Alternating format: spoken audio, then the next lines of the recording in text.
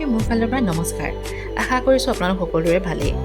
আজি মই দিনৰ ভাগত ৰেডি কৰিছোঁ মচুৰ দাইলৰ পিটিকা, শুকান মিছা মাছ আলুৰ সৈতে। তাৰ বাবে মই লৈ লৈছোঁ পিঁয়াজ, মছলা, নিমখ আৰু হালধি। তেন্তে আহক ভিডিঅ'টো আৰম্ভ কৰোঁ। এয়া আমি দাইলখিনি গেছত পাতি লৈছোঁ।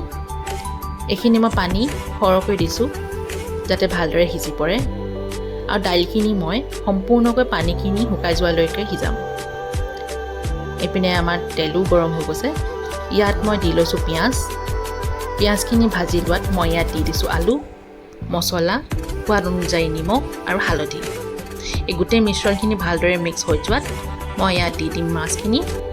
এইখিনি মই 20-25 মিনিটমান ল' ফ্লেমত ঢাকি ৰাখিম। তেন্তে আহক দাইলখিনিলৈ চাওঁ। এইখিনি ভালদৰে সিজি পৰিছে। এইখিনি মই পানী সম্পূৰ্ণকৈ শুকাই যোৱালৈকে সিজাই লৈছোঁ। শেষত মই ইয়াত দি দিছোঁ নিমখ, তেলত ভাজি লোৱা জলকীয়া আৰু ৰচুন। আপোনালোকে হয়তো টেঙা, ধনিয়া আৰু পিঁয়াজো দিব পাৰে। তেন্তে আমাৰ পিটিকা ৰেডি হৈ গৈছে। দিনৰ সাজ আমি এনেদৰে মই ৰেডি কৰিলোঁ।